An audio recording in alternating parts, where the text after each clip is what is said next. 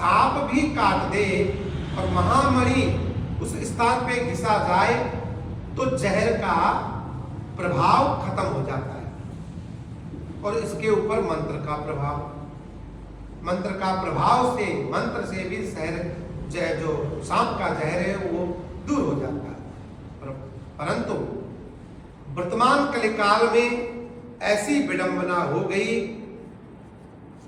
कि गुरुकुल तो खत्म हो ही चुके हैं। कैसे हुए, किसने किए, क्यों हुए की बात नहीं है।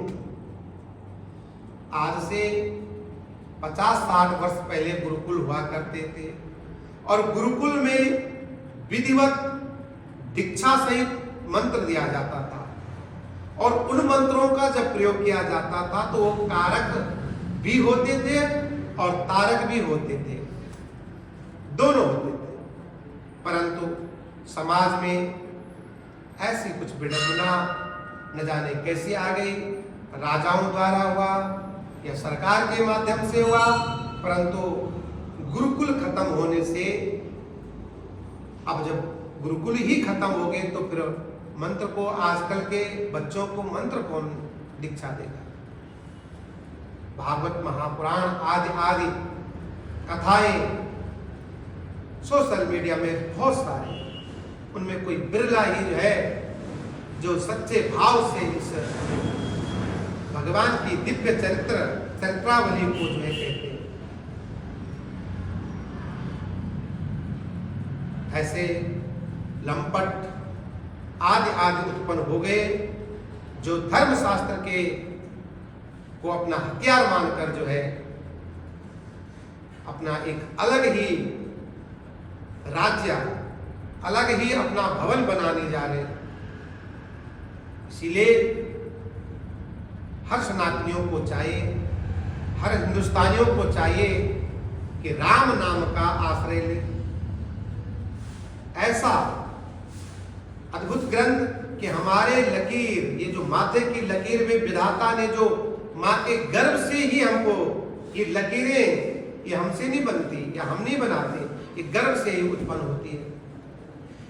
इनमें शुभ अशुभ, इन लकीरों में जो भी लिखा हो, ये हथेलियों की लकीरें हो, चाहे मस्तिष्क की लकीरें हो, पांव की लकीरें हो, या कुंडली पे उपद्रव जो ग्रह होते हैं, विशेषकर 12 भाव कुंडली के होते हैं, उसमें 6, 8, 12, छठा घर और 8वां घर और 12वां घर जो है विशेष कष्टकारी माना गया।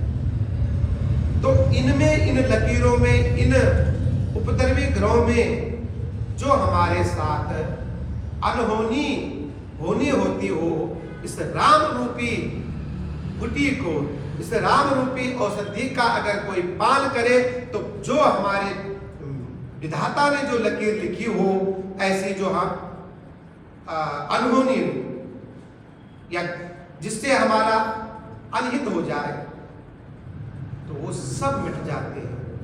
सब पूरे लेख जो हमारे प्रारब्ध के द्वारा, क्योंकि जो हमारे ग्रह है, जो हमारी लकीरें पड़ते, ये हमारे प्रारब्ध के कारण पड़ते। प्रारब्ध हमारा कैसा है, जैसा हमारा प्रारब्ध होगा वैसे ही जो है हमारे को यहाँ जीवन में हमको वो पूरा करना होता है। गरुड़ महापुराण के अंतर्गत प्रारब्ध की महिमा विस्तार से कही गई है। तो जो भी हमारे साथ शुभ अशुभ कर्म, शुभ अशुभ जो हमसे होते हैं या हमारे साथ जो हो रहे हैं, ये सब जो है प्रारब्ध का है। तो प्रारब्ध को मिटाने के लिए ये राम नाम, रामचरितमानस का अनुसरण करें। अज्ञान रूपी अंधकार को हरण करने के लिए साक्षात सूर्य है। एक बार जो है आप प्रारंभ तो करके देखिए। ये अवध भाषा में है, कोई संस्कृत नहीं है, कोई वेद मंत्र नहीं है कि आपको पढ़ना ना आए। बहुत ही सरल, कहें तो बहुत ही गंवार भाषा में लिखी हुई है, बहुत ही दिव्य है। हम गंवार शब्द को जो है बहुत गलत मार्ग में लेते हैं, गलत वे में लेते हैं।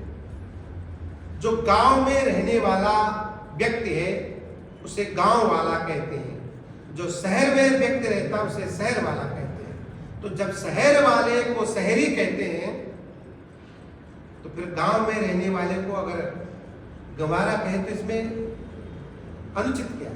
इसलिए इस शब्द का विशेष अर्थ समझकर आजकल जो है बिना अर्थ के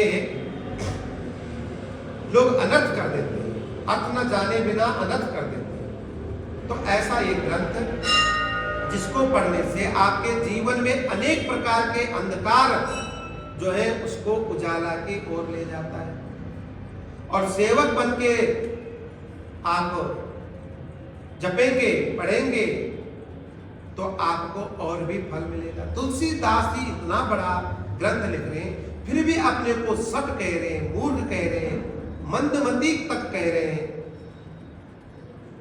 तो इन पुराणों से, इन वेद शास्त्रों से थोड़ा सा अल्प 2-4 श्लोकों का अर्थ जानकर जो है अपने को सिद्ध महापुरुष मानना, ये कहां तक सत्य है ये आप समझ सकते हैं।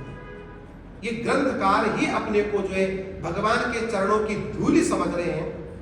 और समाज है कि 4 चौपाई 4 श्लोक जानकर जो है स्टेजों के ऊपर अपने को भगवान किसी बड़े ऋषि से कम नहीं समझते।